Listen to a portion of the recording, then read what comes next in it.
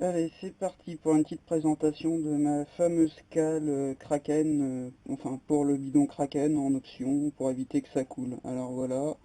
Et alors il y a un méplat qui va aller du côté de la boule pour presser le joint et l'autre partie du méplat qui va aller pour centrer le joint qu'il y a entre le robinet et puis le bouchon du bidon Kraken.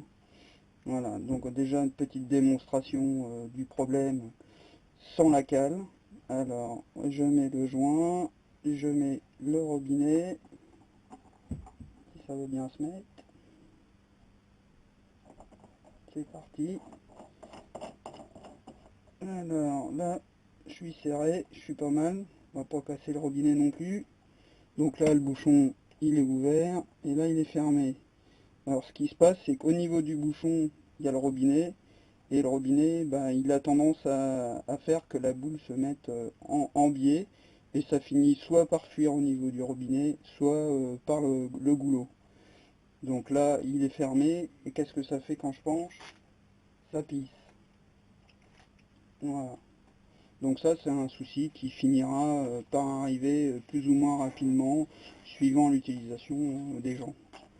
Et bah, moi, c'est arrivé quasiment au bout de 2 litres, et puis bah, ça me gonflait de mettre du carburant partout. Alors, bah, j'ai pris la petite initiative de penser à un petit truc, et j'ai vu avec Anto pour qu'il me fasse une cale. Alors, à l'origine, la cale, la voilà.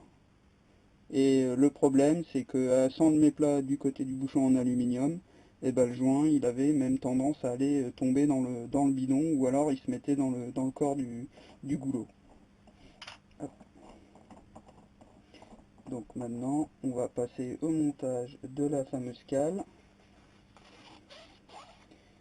Voilà, donc le fameux joint qu'il faut rajouter, que vous trouvez au Leroy Merlin ou au Castorama du coin. Hein. Hop, on le met dedans, on appuie légèrement contre la boule. Voilà, on met le joint au niveau du couvercle avec la cale. Alors il y a un côté qui est plus petit que l'autre. Hein. Le côté qui est plus petit, il va du côté du bouchon en aluminium, sinon ça rentrera pas.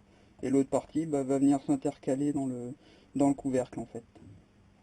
Hop, je visse, je visse, je visse, je visse. Hop, c'est fermé. Ça ne gêne pas le fonctionnement du robinet. Bon bah quand le joint est neuf, forcément c'est un peu plus dur, mais autrement le fonctionnement n'est pas gêné. Et en plus le robinet n'a plus tendance à bouger. Et quand je baisse,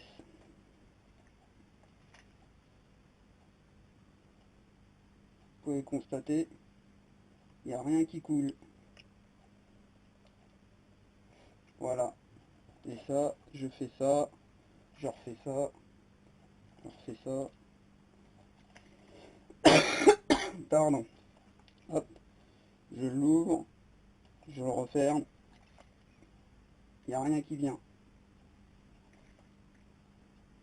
Voilà.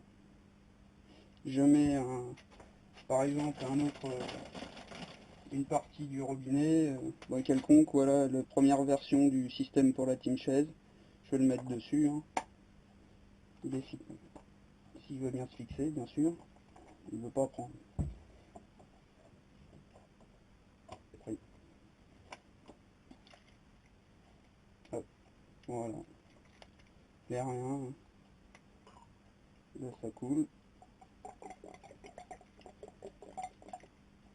Hop là. Et là, c'est fermé. Hop là. Hop là. Ça a coulé. Je reteste. Il n'y a rien qui vient. Ça coule plus. Et voilà. Donc une fois que j'enlève le capuchon, si on veut enlever le robinet, hein, et ben la cale elle reste en place. Et en principe le joint reste aussi dedans. Non, bah là il n'est pas resté, là la cale elle est en place. Et quand on ouvre le robinet, ben en fait, on se retrouve avec quasiment le même espace, le même trou que la boule à l'intérieur du robinet. Voilà.